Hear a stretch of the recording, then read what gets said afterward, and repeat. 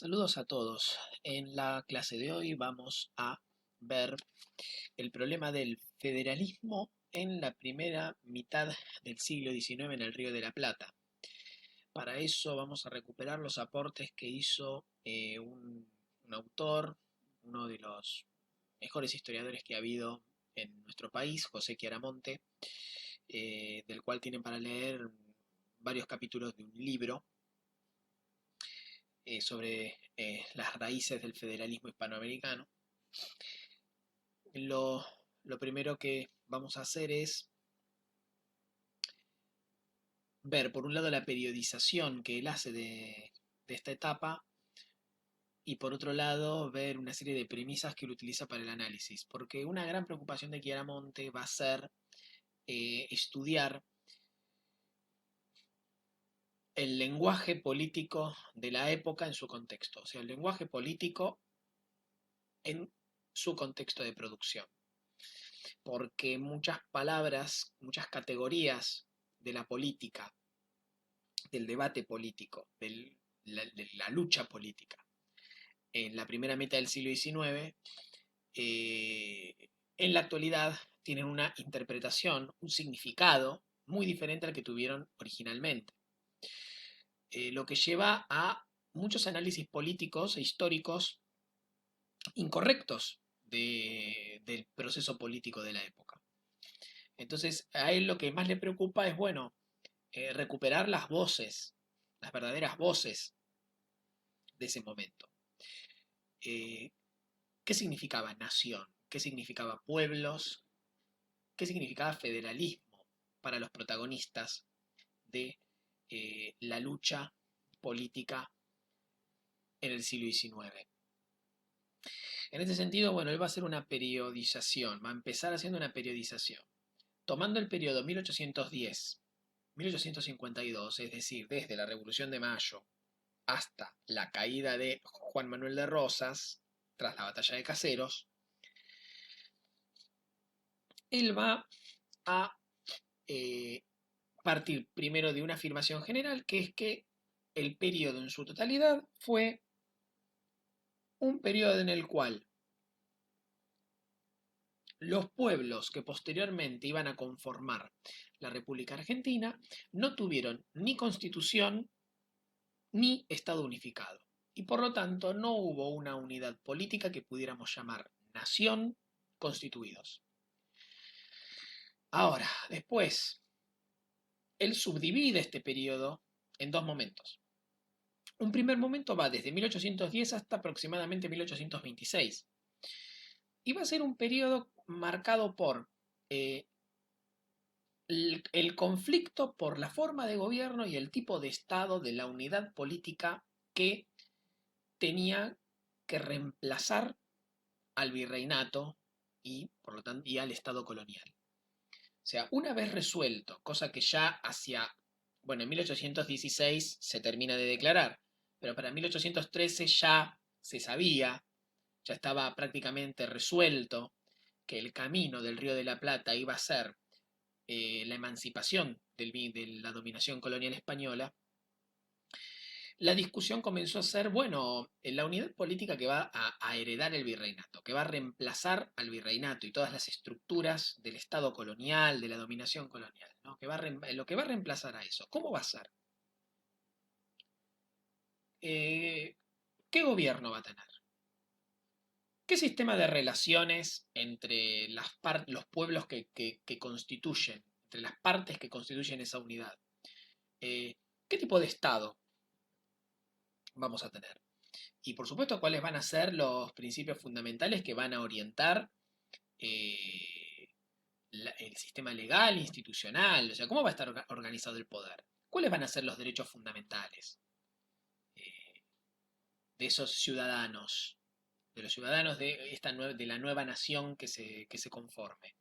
Bueno, eh, a- entre más o menos 1810 y 1826 lo que vamos a ver es que si tuviéramos que sintetizar lo que sucedió en este momento, lo sintetizaríamos en dos palabras: provisionalidad permanente, que son las que usa el autor. Y está bien. ¿Por qué? Porque lo que vamos a tener es una sucesión de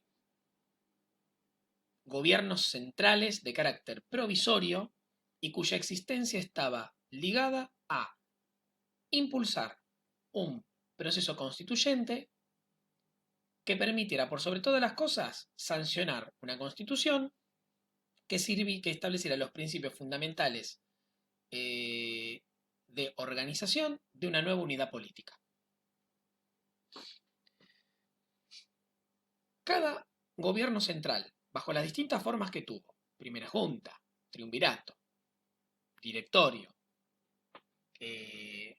presidencia de las Provincias Unidas, con Rivadavia, etc. Todas esas formas, lo que se propusieron fue, o tenían su razón de ser, en la convocatoria de una asamblea constituyente donde concurrieran todas las provincias, representantes de todas las provincias, y que discutieran: bueno, perfecto, ¿estamos todos de acuerdo con que queremos ir a la unidad? Sí o no. Si la respuesta era sí, bueno, bien, bien. ¿Y cómo nos vamos a organizar concretamente? ¿Y cuáles van a ser los principios que van a inspirar esa construcción? ¿Y cuáles van a ser los derechos? Lo que vimos, en este sentido, lo que vimos en la primera clase, ¿no? O sea, los principios del constitucionalismo moderno, digamos, cuáles van a ser los derechos fundamentales, cómo va a estar organizado el poder.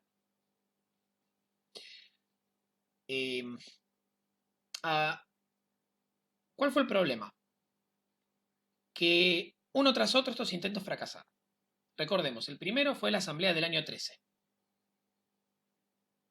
La asamblea del año 13, como vimos, tuvo muchos avances en lo que refirió a la supresión de instituciones y estructuras de la colonia, digamos, del periodo, digamos, de la dominación colonial, pero no avanzó en las cuestiones positivas, como declarar la independencia, por ejemplo. Eso no lo hizo. La Asamblea Constituyente de Tucumán, el Congreso de Tucumán de 1816, que se prolongó hasta 1819, declaró la independencia, sí. Ahora, sancionó una constitución centralista que fue repudiada por la mayor parte de las provincias y que al año siguiente quedó sin efecto por la desintegración del poder central, en ese caso el directorio.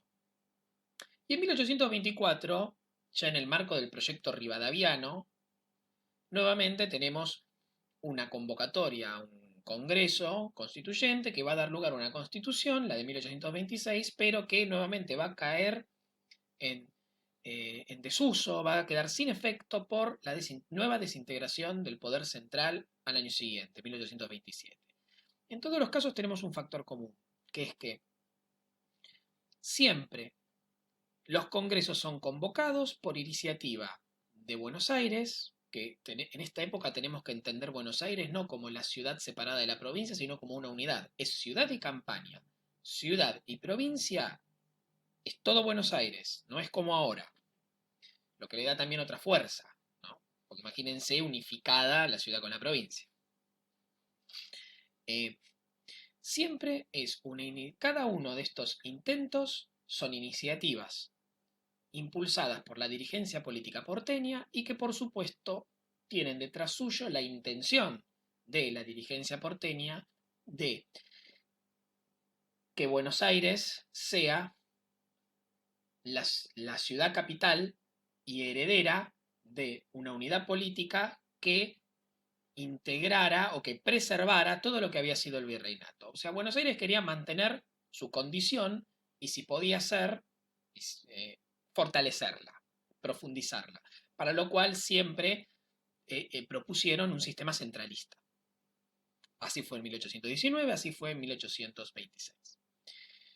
O, por supuesto, como esta no era la intención del resto de las provincias, esos congresos iban quedando vaciados de representación, de manera tal que Buenos Aires, rosqueando, como se dice vulgarmente, o sea, haciendo distintas negociaciones, dejando afuera los que tenía que dejar afuera, dejando adentro los que tenía que dejar adentro, y negociando voluntades, terminaba aprobando el texto que quería pero que ya no tenía ningún tipo de sustento. A continuación lo que venía era el contraataque de las provincias y la desintegración del poder central, que el texto constitucional quedara en la nada, etc.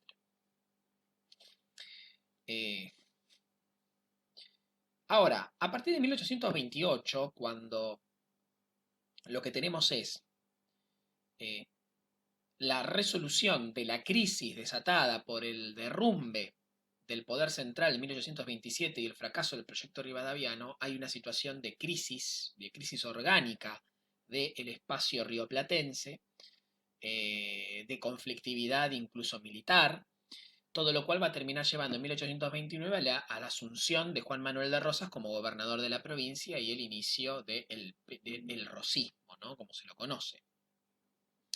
Y la restauración de las leyes, que era como, no por nada Rosas asume con ese título.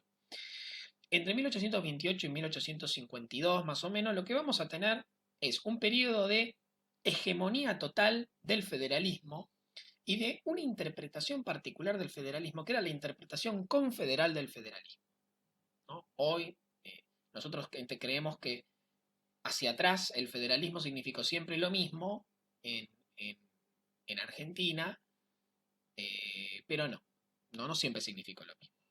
Hasta 1853 lo que predominó fue la perspectiva confederal del federalismo, aquella que tuvo su primer antecedente y su primera forma, su primer proyecto en Artigas y la Liga de los Pueblos Libres por 1813 y que tuvo sus continuadores posteriormente, y uno de esos continuadores a su manera va a ser Rosas y los caudillos federales del período rosista.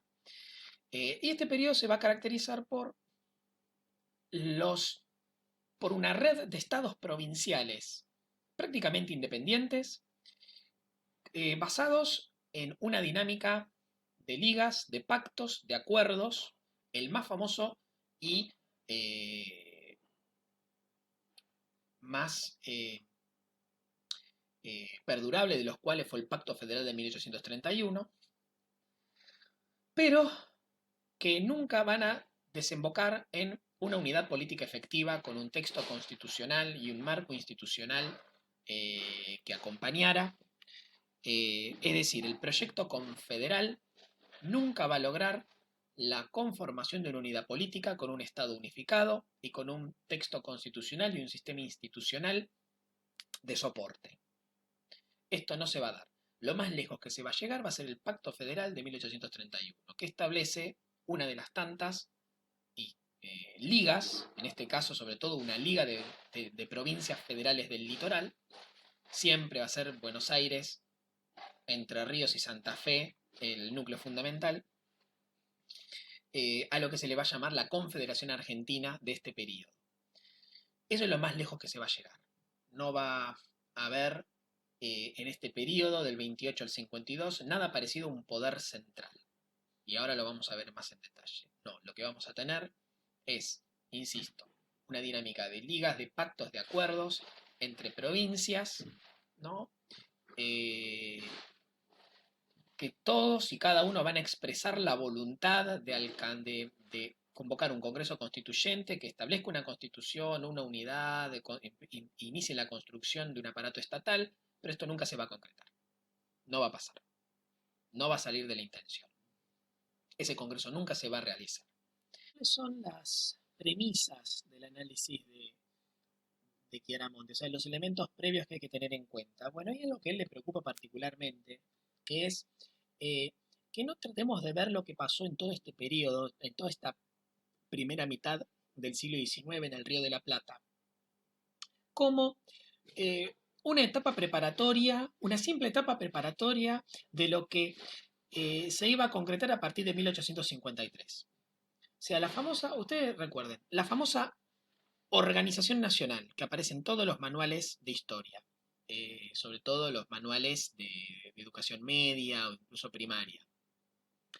Entre 1853 más o menos y 1880 se da la llamada Organización Nacional. que además en particular tuvo el periodo de consolidación de las presidencias históricas, como se le llamaba en su momento, de Mitre, Sarmiento y Avellaneda, entre 1862 y 1880. Bueno, ¿no?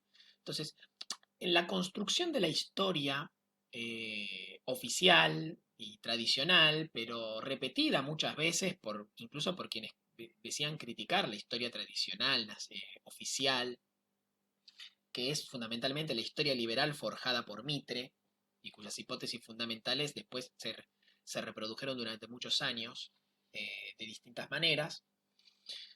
Lo que se decía, en todas, el periodo que de 1810 a 1852 era como una especie de antecedente de lo que iba a venir después.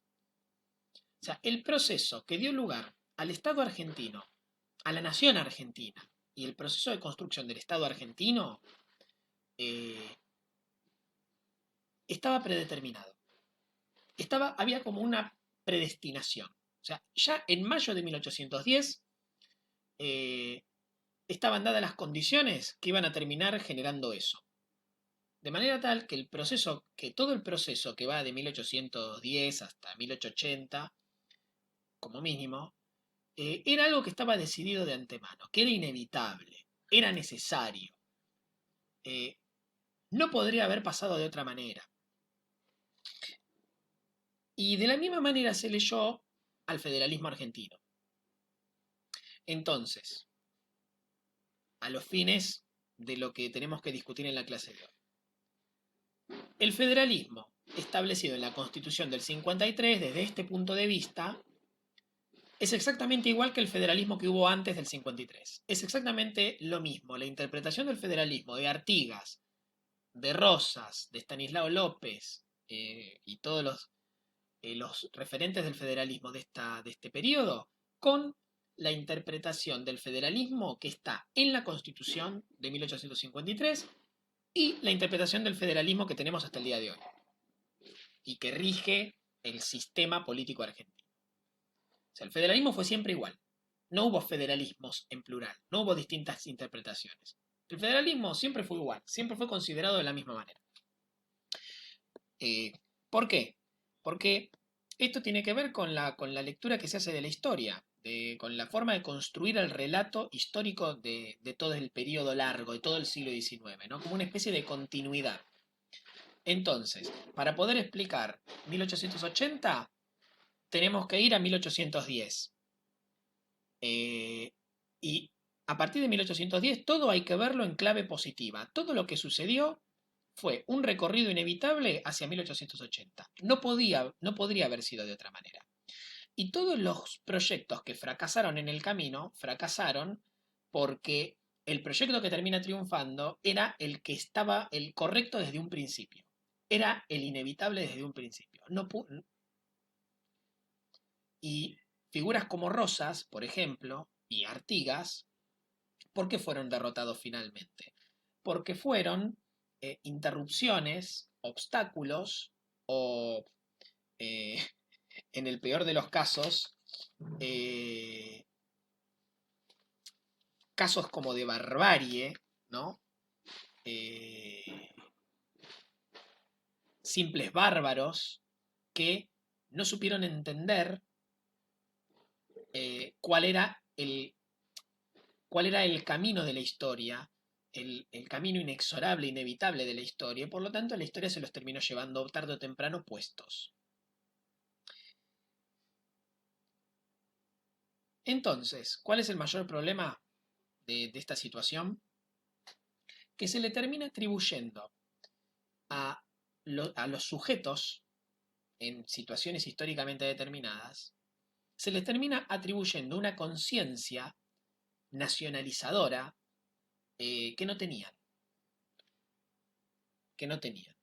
Y se le termina dando al proceso una linealidad y una evitabilidad, y se le termina dando eh, una caracterización negativa al conflicto que no tenía por qué ser así. O sea, el proceso fue conflictivo, pero eso no es negativo. Fue simplemente así.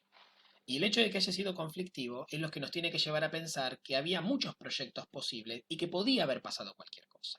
Y lo que sucedió, por supuesto, tiene explicaciones estructurales, coyunturales, pero eh, no sucedió porque era inevitable. Simplemente sucedió y tiene sus explicaciones. Nada más. No hay nada inevitable, no hay nada lineal, no hay que pensar así, porque eso no permite entender la riqueza del proceso. Eh, entonces, esto que, en el caso particular del análisis del federalismo en la primera mitad del siglo XIX, ¿qué consecuencias tiene? Bueno, la consecuencia más evidente es que todas las tendencias a la autonomía, a la reivindicación de autonomía, eran entendidas como federales y todas las interpretaciones del federalismo eran homogeneizadas. Entonces, ¿qué es lo que se pierde? Que no es lo mismo la interpretación confederal del federalismo, que es lo que predominó hasta 1852, que la interpretación más centralizadora del federalismo,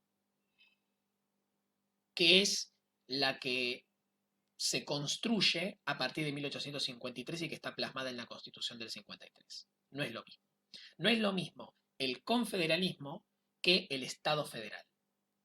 No es lo mismo. Lo que, lo que triunfa en 1853 y comienza a construirse es el proyecto de Estado federal. El proyecto federal entendido como Estado federal, que ahora vamos a ver lo que es. Lo que fracasa finalmente en 1852 es el proyecto confederal de federalismo. Bien.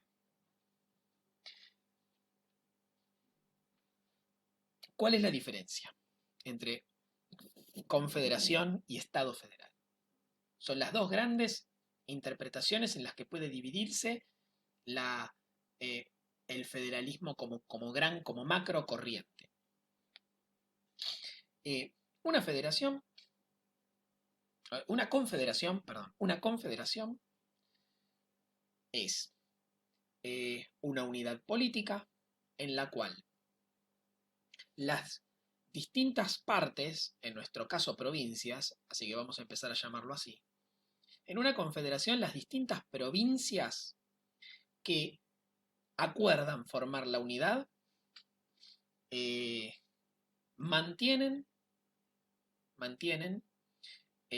su independencia como estados, o sea, mantienen su soberanía particular.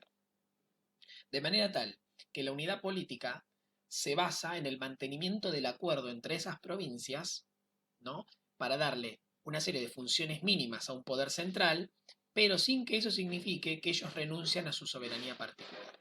Las provincias no renuncian a nada, mantienen su soberanía particular y la suma de soberanías particulares en un acuerdo institucionalizado y con transferencia de algunas funciones mínimas a un poder central es lo que hace posible la unidad política, que se va a mantener siempre y cuando las partes que hicieron el acuerdo mantengan el acuerdo. En el momento en que una o varias o todas quieran abandonar el acuerdo, podrán hacerlo. ¿Por qué? Porque mantienen su soberanía particular.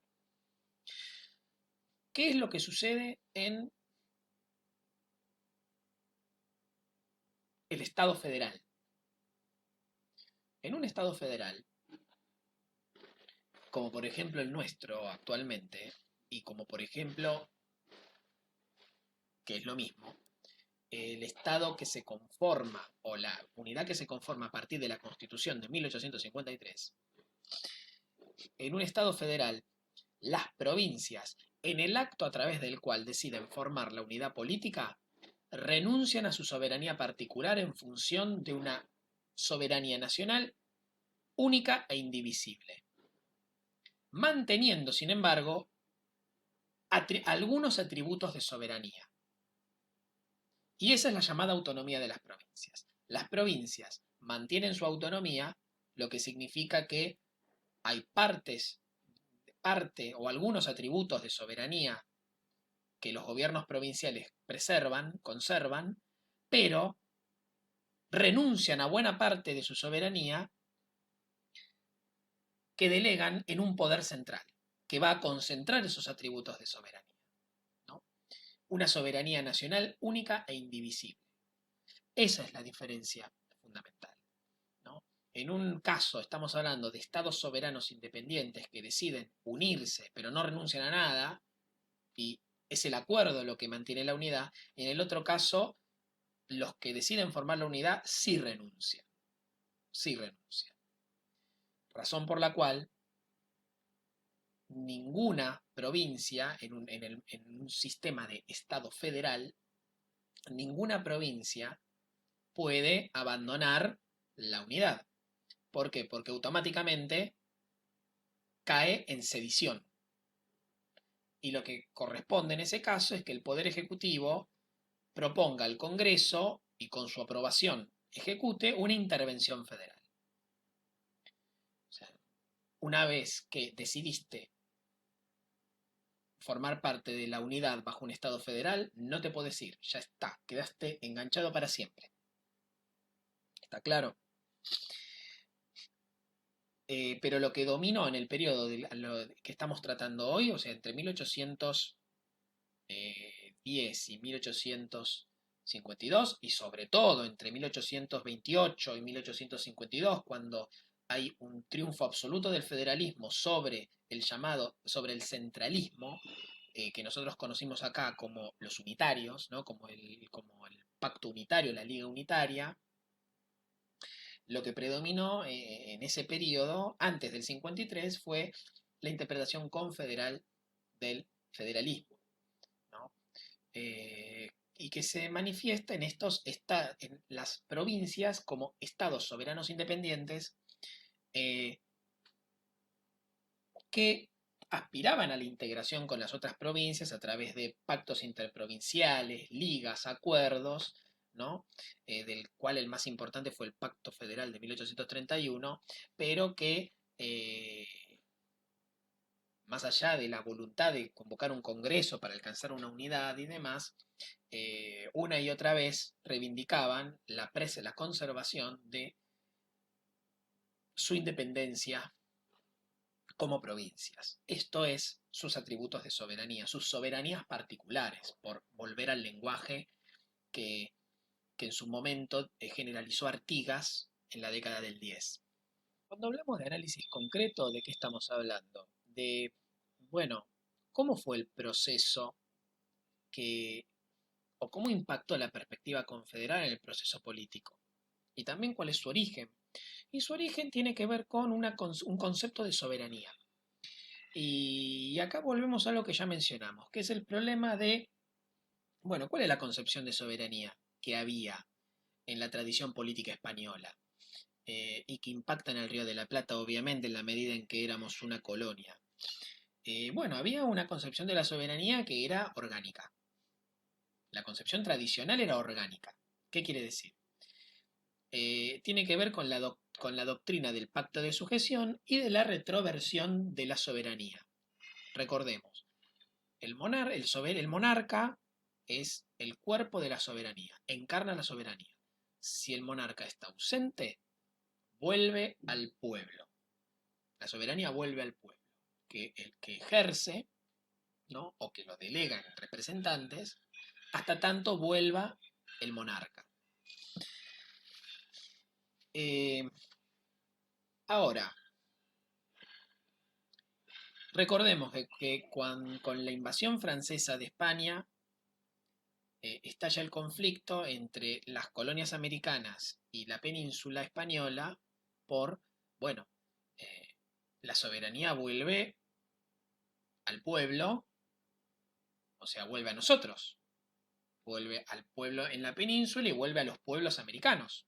Con lo cual, nosotros podemos armar nuestras juntas provisionales de gobierno tranquilamente y no tenemos por qué rendirle cuentas a nadie en la península.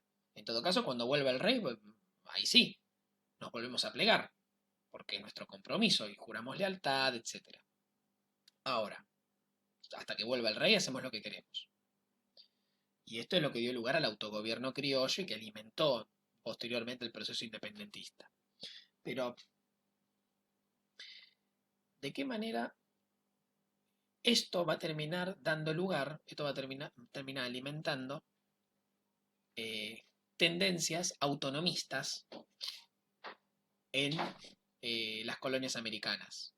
Tendencias autonomistas que van a dar lugar a, a, a la formación de un frente anticolonial por la independencia. Pero ahora, una vez que se resolvió la cuestión de la independencia, ¿qué pasó? La concepción de soberanía, eh, basada en que la soberanía vuelve a los pueblos, tuvo una continuidad. Y esa continuidad, ya sin, con la dominación colonial disuelta, dio lugar a la idea de que la soberanía se parte entre las unidades territoriales fundamentales, que eran las ciudades. Acá hay algo importante que tienen que tener en cuenta. Esta idea de la nación como una unidad territorial con un Estado unificado, que tiene un aparato que se despliega a lo largo de todo el territorio, que trata de tener el control, que trata de penetrar en todo, en su alcance a todos lados. Eso es algo, es una construcción muy posterior a este periodo. Es algo que nosotros tenemos más asumido y más incorporado en la actualidad, pero no era parte de la realidad política eh, en este periodo ni en todo el periodo anterior. O sea, hasta este periodo inclusive todavía la forma en que se pensaba la política era a través de las ciudades. O sea, el lugar donde se hacía la política era la ciudad.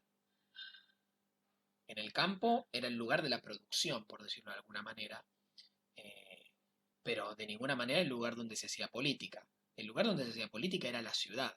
La política era la ciudad. Eh, con lo cual, entender a la ciudad como la unidad de organización fundamental del sistema político, en esta época tenía sentido. Por eso, cuando piensan, bueno, eh, ya no hay más vínculo colonial, ¿cómo conformamos en la conformación de la nueva unidad política? ¿Dónde recae la soberanía? Bueno, la soberanía recae en el pueblo, pero ¿bajo qué forma? Bueno, eh, recae en los pueblos, en plural. ¿Y cuál es la forma básica de organización de los pueblos? Las ciudades. Eh, por eso, el concepto de soberanía que surge de, de esta vuelta que le dan es la de soberanía particular. La soberanía particular de los pueblos de la que hablaba Artigas eh, recupera esta tradición digamos, orgánica de soberanía, pero ajustándola a nuevos principios republicanos eh, que terminan que alimentan las tendencias autonomistas, las tendencias al autogobierno eh, de las distintas ciudades que integraban el virreinato y que ahora tienen que ver cómo se ponen de acuerdo para formar una nueva unidad. Pero, claro, ¿qué es lo que va a suceder? Ninguna va a querer renunciar a nada. Y ahí es donde se va a dar el choque entre esas ciudades capitales o cabezas de provincias, lo que va a empezar a ser conocido como el interior, contra la ciudad capital heredera del virreinato, Buenos Aires, y su proyecto centralizador. Ahí empieza el problema. Eh, de manera tal que quedan configurados dos conflictos a raíz de esta concepción de soberanía. Por un lado, los conflictos entre ciudades, que se van a desarrollar muchísimo durante la década revolucionaria del 10 y van a dar lugar a las famosas 14 provincias fundacionales de la Confederación Argentina y que van a ser las fundacionales de la República Argentina en 1853. Porque al principio las provincias del virreinato eran pocas provincias muy grandes. Ahora, disuelto el virreinato, lo que va a empezar a suceder es que cada ciudad va a reivindicar pasar a ser capital de una nueva provincia, liberándose de la ciudad capital de provincia anterior.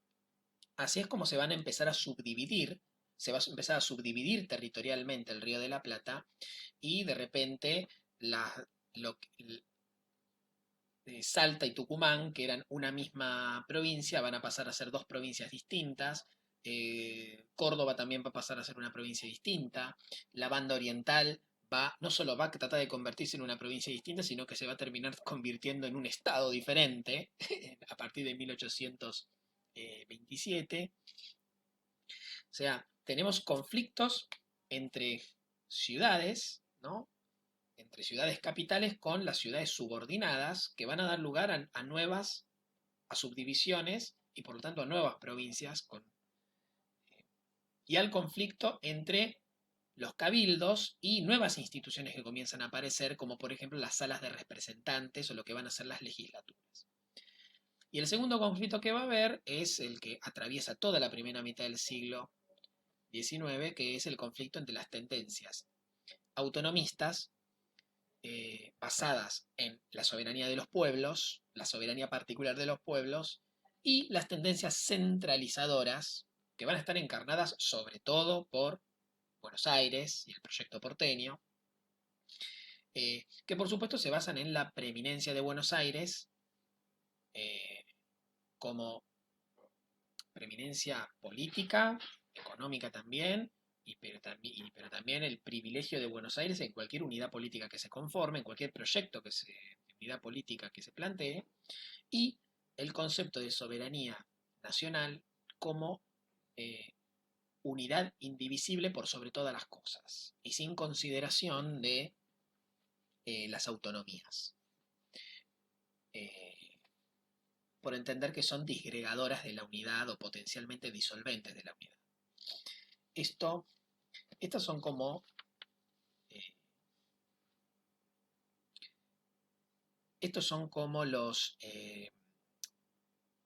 conflictos fundamentales que van a surgir de la particular concepción de soberanía que a partir de la tradición política española, que era una tradición de antiguo régimen, atravesada por eh, el conflicto de la década revolucionaria y la irrupción también de nuevas concepciones de soberanía, van a tener una reelaboración muy particular y va a dar lugar a esto. Habíamos dicho que la ciudad era central para eh, lo político en prácticamente desde la antigüedad clásica hasta avanzado el siglo XIX. Eh, pero ¿qué pasó con esas ciudades? ¿Siguieron siendo las mismas ciudades? ¿Qué cambios tuvieron? Acá hay un proceso que podríamos denominar de transición de la ciudad soberana a los estados provinciales.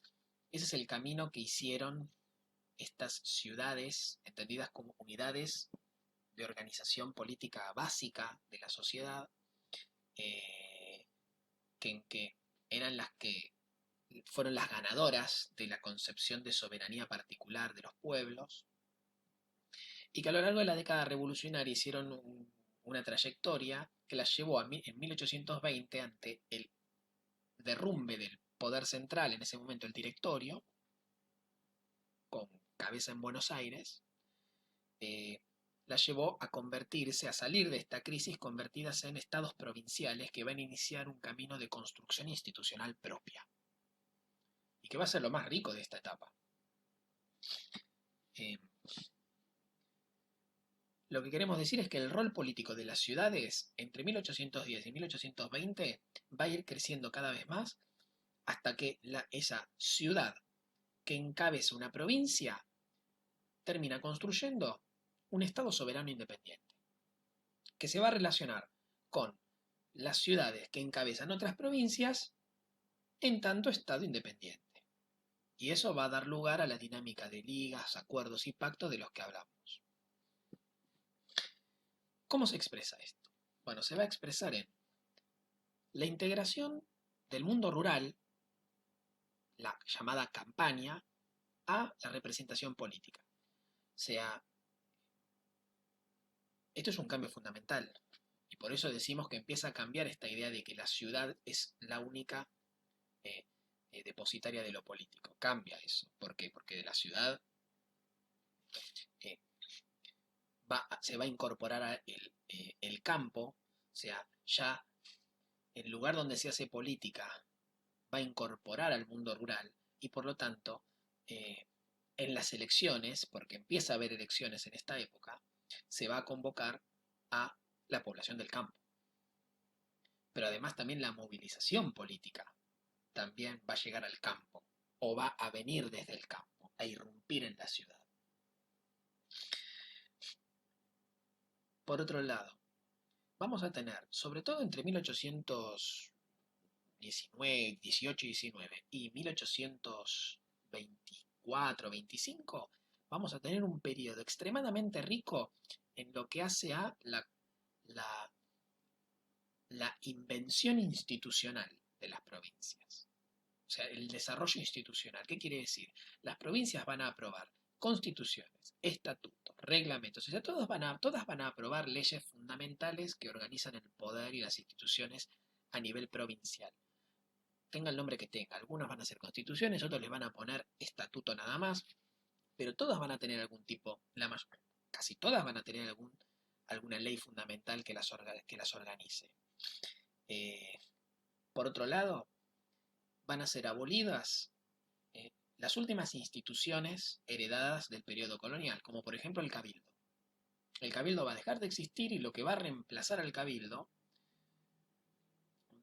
eh, van a ser nuevas instituciones, que como son las gobernaciones provinciales y las legislaturas o salas de representantes. Eh, ¿Esto qué nos está diciendo? Que este va a ser uno de los periodos más ricos del siglo XIX en lo que es construcción de instituciones republicanas. O sea, instituciones con sentido republicano. Ya no es eh, utilizar las instituciones heredadas del, del sistema colonial llenando con, digamos, con otro sentido, dándoles otro contenido o aprovechando las fisuras que había o reinventándolas. No, no, no, no, ya está. Toda la herencia queda atrás y lo que comienza es una construcción institucional totalmente nueva y en este sentido profundamente republicana. Y acá es también donde aparecen las elecciones. Tanto se ha hablado de Rosas, y en parte con razón, pero Rosas organizaba regularmente elecciones, fundamentalmente plebiscitos, plebiscitaba su gestión. Obviamente que el plebiscito, el resultado del plebiscito se podrán imaginar cuál era. Rosas sacaba 2000 votos y la lista opositora sacaba 1, 2, 10. Cuando había lista opositora, a veces lo que había simplemente era eh, como si dijéramos voto en blanco o impugnación. Pero las elecciones las hacía. ¿Por qué? Porque entendía que era parte de la construcción de legitimidad que tenía que tener eh, su gobierno y el sistema político al que él representaba. No es algo menor esto, es importante. Nosotros lo podemos ver, nos puede parecer que es una farsa, que es testimonial, pero estamos hablando de un momento eh, de fundación de institucionalidad, de construcción de legitimidad, de algo que era completamente nuevo.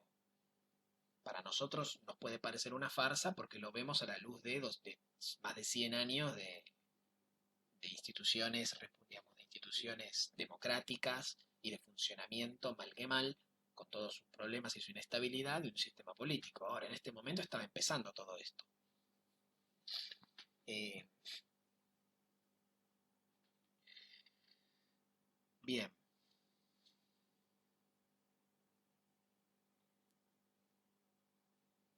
Ahora, ¿por qué las provincias fueron por este camino? ¿Por qué tuvieron un desarrollo tan grande? Eh, bueno, pudieron tener este desarrollo porque la contracara de esta realidad, en este mismo periodo inclusive, como vimos antes, era el sistemático fracaso de todas las iniciativas de los poderes centrales provisionales para lograr convocara un congreso, y que el congreso diera lugar a un texto constitucional que fuera aceptado por todos y que permitiera construir un Estado unificado, consolidar una unidad política. O sea, ante estas imposibilidades a escala de, de todo el Río de la Plata, cada provincia decidió construir institucionalidad para sustentarse a sí misma y organizarse y regular la vida política. O sea, la construcción de legitimidad propia por parte de las provincias es una consecuencia de los sistemáticos fracasos en las iniciativas constituyentes que partían de los poderes centrales que hubo en el periodo. Y es lo que dio lugar a estos estados provinciales independientes, que fue lo único realmente existente y perdurable, y que se manejaron con una dinámica de pactos, de ligas, y lo que dio lugar también a la consolidación de la tendencia confederalista dentro del federalismo.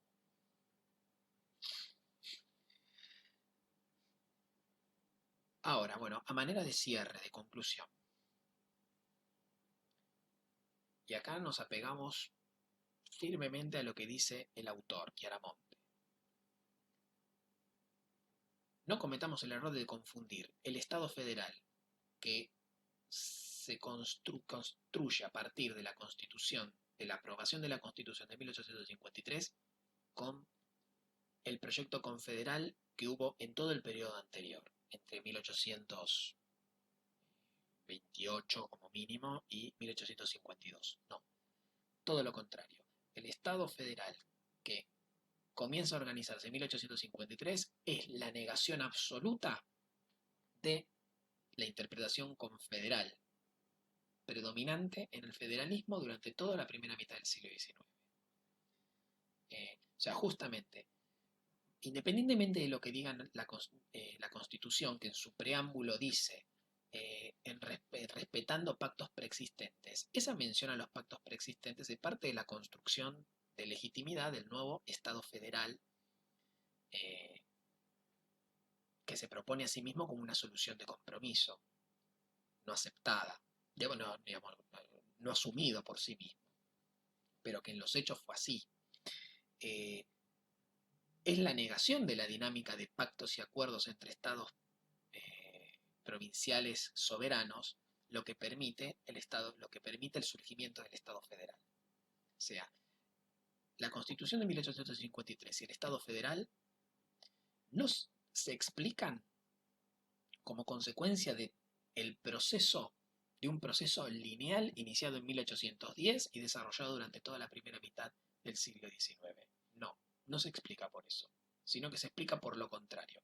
Es justamente el fracaso del proyecto confederal y, y el triunfo político en 1852 de una nueva alianza política de compromiso que no era totalmente unitaria o centralista, ni totalmente confederal, es la que triunfa y es la que da lugar al Estado federal, que es una concepción más centralizada de federalismo. Los pactos y las ligas de la primera mitad del siglo XIX no son antecedentes ni parte necesaria del proceso de organización nacional.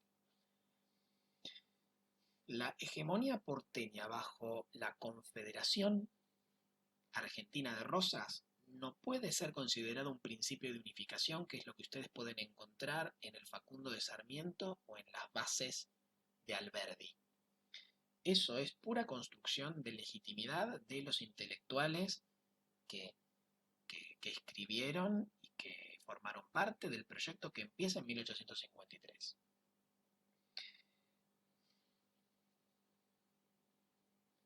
Las tendencias confederales no pudieron superar el autonomismo y fracasaron a la hora de conformar una unidad nacional. El Estado federal, que surge con la Constitución de 1853, es una unidad que asume una soberanía superior e indivisible, que es la soberanía de la nación, y que significa que las provincias tienen que renunciar a su soberanía particular, manteniendo su autonomía, pero delegando atributos fundamentales en el poder central. Y esto da inicio a una nueva etapa totalmente distinta. Bueno, para finalizar vamos a hacer un par de, una recomendación bibliográfica en particular. Un par. Este es el libro del que tienen ustedes un par de capítulos para leer. El libro de Chiaramonte, Raíces históricas del federalismo latinoamericano, donde él es uno de los últimos libros que sacó, donde él prácticamente reúne y reescribe muchos de los artículos donde están las ideas de las que hablamos la clase de hoy. Y otro material que podemos recomendar es este. Nación y Estado en Iberoamérica, que también, nuevamente, él recupera diversos artículos y los reescribe. Esto se trata más de la interpretación de qué era la nación o qué consideraban que era la nación y qué transformaciones tiene la interpretación de nación y el concepto de nación durante la primera mitad del siglo XIX, ¿no? De la misma manera que hace consideraciones sobre los primeros intentos de construcción estatal en América Latina. O sea, ninguno de los dos libros se limita al caso argentino, aunque lo toma como base fundamental. Sirven sobre todo para verlo desde el caso argentino hacia América Latina.